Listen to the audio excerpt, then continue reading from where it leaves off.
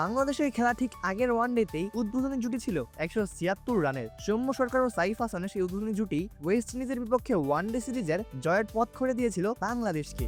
আরেকদিকে তানজিদ হাসান তামিমের নিজের সর্বশেষ 9 ইনিংসে 50 পেয়েছিলেন মাত্র একটি। তাকে বাদ দিয়েই ওয়েস্ট ইন্ডিজের বিপক্ষে নতুন উদ্বোধনী জুটির চেষ্টা করেছিল বাংলাদেশ, তাতে সাফল্য এসেছিল। কিন্তু মাঝের 4 মাসে ঘরোয়া ক্রিকেটে দারুণ ছন্দে থাকা তামিমকে সুযোগ করে দেয় জাতীয় দলে। তাতে তিনি সফল হয়েছেন দারুণভাবে।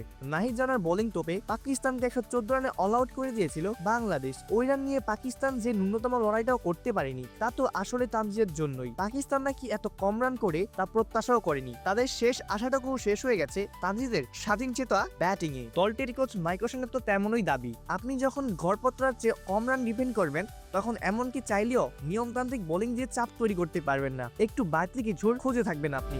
কোনো সন্দেহ নেই, আমরা তা চেয়েছি। ওরাও কম রান হওয়ায় একটু বাড়তি স্বাধীনতা নিয়ে খেলেছে।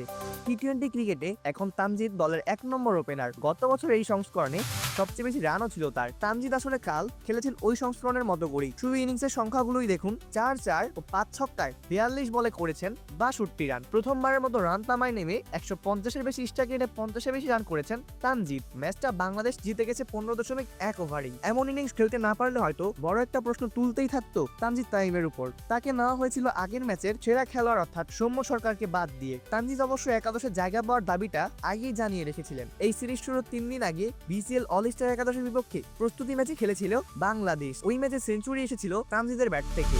এর আগে বিসিএল ওয়ানডে সংস্করণও তার ব্যাটে রান ছিল। এই টুর্নামেন্টের 4 ইনিংসে 46.75 গড় আর 109.36 স্ট্রাইক রেটে 187 রান করেন তানজিদ। একই টুর্নামেন্টে 3 ম্যাচ খেলা সৌম্যের ব্যাট থেকে আসে 18 রান। 3 ম্যাচের কোনোটিতে 2 অঙ্কের ঘরে পৌঁছাতে পারেনি সৌম্য সরকার। ওয়ানডে সংস্করণে পাকিস্তানের বিপক্ষে সিরিজ দিয়ে নতুন একটা পথ চলা শুরু করতে যাচ্ছে বাংলাদেশ। এবছর 22 ওয়ানডে খেলবে তারা। আছে র্যাঙ্কিং এ অন্তত সেরা 9 জায়গা করে নেওয়ার চ্যালেঞ্জও। এই সিরিজ থেকে নতুন একটা ব্যাটিং অর্ডার নিয়েও নামেছে বাংলাদেশ। লিটন দাস 5-এ আর মেহেদী হাসান মিরাজের ব্যাটিং হওয়ার কথা 7-এ। সেই ব্যাটিং অর্ডার ওপেনিংটা কেমন হবে তা নিয়ে অবশ্য এখনো কিছুটা সংশয় রয়েই গেছে। সাইফ সৌম্যের সঙ্গে সেই দৌড়ে থাকার বার্তাটা কাল দিয়ে রেখেছেন তানজিদ। টি-20 ওয়ানডে ক্যারিয়ারে কোনো সেঞ্চুরি নেই তানজিদের, তবে তার ভয়ডরহীন সাবলীল ব্যাটিং বাকিদের চেয়ে তাকে এগিয়ে রাখবে সব সময়ই। তানজিদ কি তাহলে ওয়ানডে তো বাংলাদেশের 1 নম্বর ওপেনার হবে? প্রশ্ন তো এখন জাগতেই পারে।